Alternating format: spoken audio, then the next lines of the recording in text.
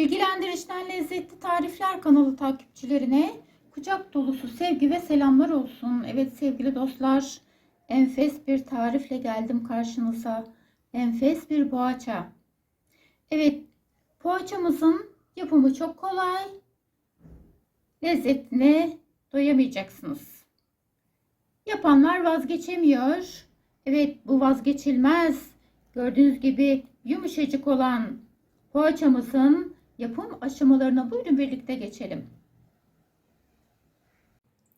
Evet, hamurumuzu oluşturmak için 1 su bardağı ılık süt, 1 su bardağı ılık suyumuzu tabağımıza aldık.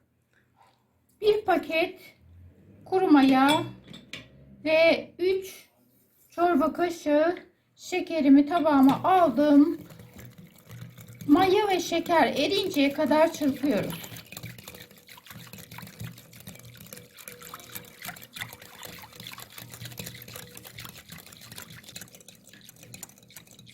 Evet, yarım su bardağı sıvı yağımı dahil ediyorum. 2 yumurta akını da dahil ediyorum. Sarılarını üzerine sürmek üzere ayırdım. Tekrar çırpıyoruz. Evet, kafi derecede çırptım. Şimdi çırpıcımı çıkarıyorum.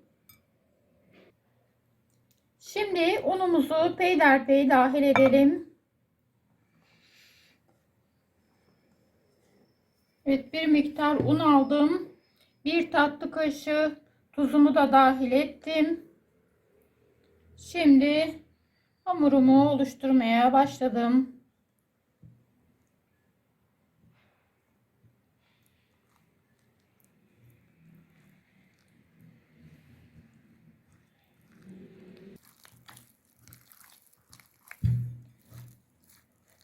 Gerçi pek çok videomda söylüyorum ama tekrar edeceğim. 1 paket kuru maya ile yarım paket yaş maya aynı görevi yapıyor. Evet, biraz daha un dahil edeceğim.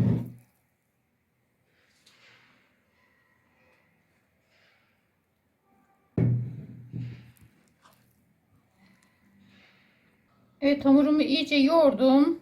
Şimdi 1 tatlı kaşığı sıvı yağ dahil ediyorum. Onunla hamurumu iyice toparlayacağım.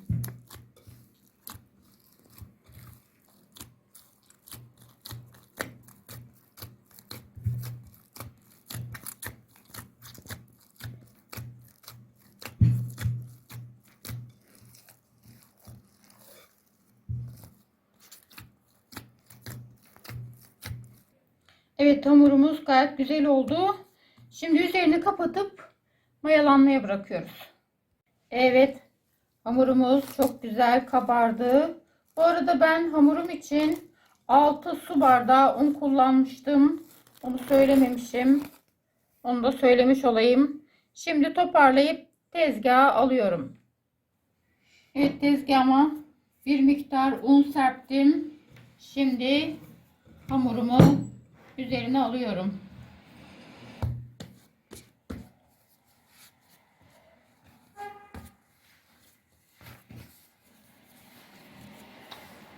Biraz havasını aldırıyoruz.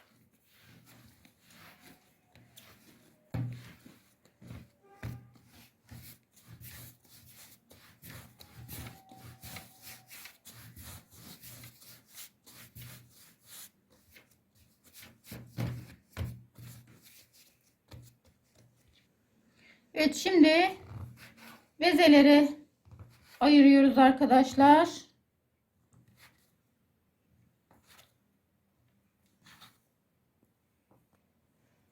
Evet, bezemi oluşturmaya başladım.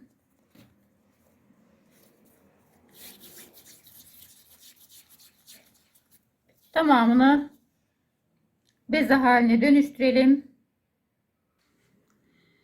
Evet arkadaşlar, Un serptim. Bezelerimi üzerine koydum. Şimdi üzerine örtüp 15 dakika bekletiyorum. Evet, 15 dakika bekledim. Şimdi bir miktar sıvı yağla tezgahımı yağlıyorum. İlk bezemi alıyorum. Hemen açmaya başlıyorum.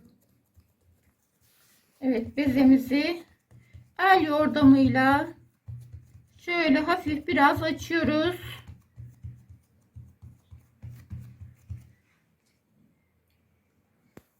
Oda sıcaklığında erittiğimiz tereyağımızdan sürüyoruz.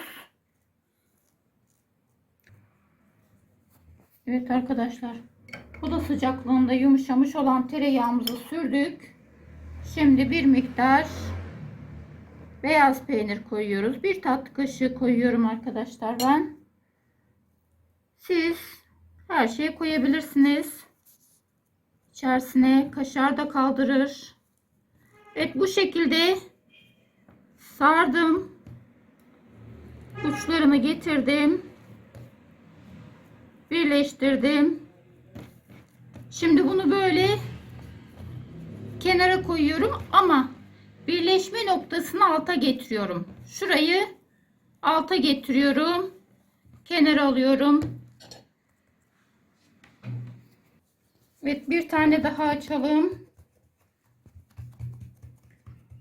Görüyorsunuz, el yordamıyla çok kolay açılıyor. Zaten hamurumuz çok güzel. Tekrar tereyağından sürüyorum.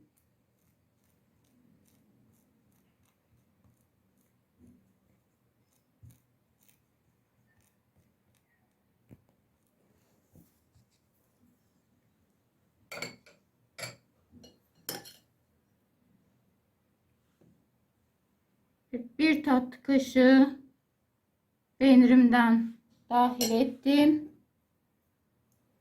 Gördüğünüz gibi şuradan güzelce kapattım ve sarıyorum. Evet, şu uçlarını da getirelim. Biraz uzattım. Evet, yine az önce dediğim gibi birleşme noktası alta gelecek şekilde kenara alıyorum. Evet, ilk hazırladığım bezemden başlıyorum. Toplamda 12 bezem oldu arkadaşlar benim. Şöyle şu şekilde kıvırarak hafif inceltiyorum ve sonra şurayı eziyorum, bakın. Diğer ucu şu ezdiğim noktaya getirip bırakıyorum. Şu şekilde ve birleştiriyorum. Gördüğünüz gibi sıkı sıkı birleştirdim. Son derece basit ve 8 yaptım. Buyurun. Evet, bir tane daha yapalım. Şu şekilde çok rahat oluyor. Evet. Yine bir ucunu ezdim. Diğer ucu getirip o ezdiğim noktaya koyuyorum. Bakın şu şekilde. Hemen birleştirdim. Görün diye böyle çeviriyorum. Evet, birleştirdim şuraya sıkıca. Evet. Hemen çeviriyorum şu şekilde. Çok basit arkadaşlar. Şimdi yağlı kağıt serdiğim tepsime yerleştiriyorum. Evet, üzerini kapatıp tepsi mayasını bekliyoruz. Tepsi mayamız geldi. 2 yumurta sarısı vardı. Üzerine bir tatlı kaşığı da süt dahil ettim. İyice karıştıralım. Sürmeye başlayalım. Evet. Hassas darbelerle yumurtayı sürelim arkadaşlar. Havasını aldırmayalım.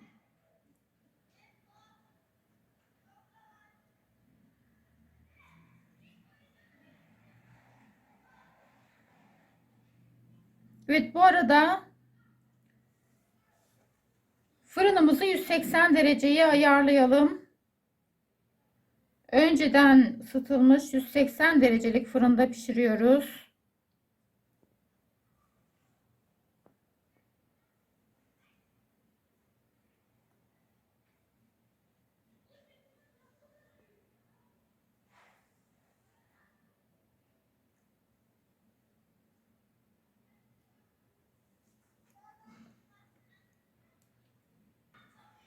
Evet arkadaşlar, susam ve çörek otu istediğiniz gibi dahil edebilirsiniz. İster haşhaş, ister çörek otu, ister susam. Ben çörek otuyla susamı tercih ettim. Bu şekilde.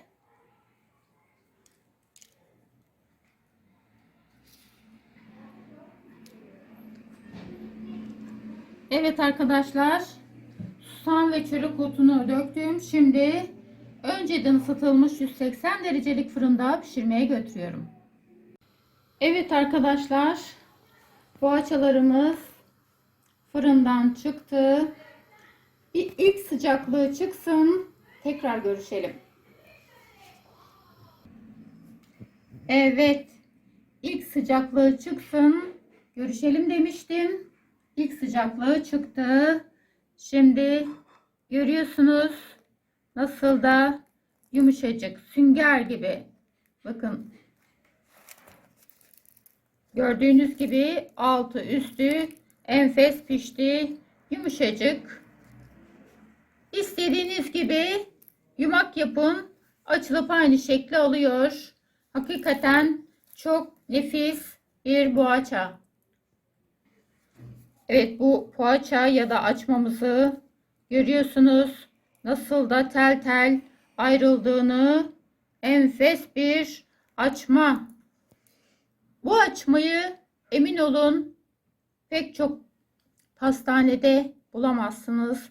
Çok özel pastanelerde bunu bulabiliyorsunuz ve emin olun ustasından alınmış bir tarif. Mutlaka deneyin derim. Yapacak, yiyecek olanlara sağlıklı afiyet olsun. Keyfiniz hep yerinde olsun. Bizi izlemeye devam edin. Yeni tariflerimizden haberiniz olsun.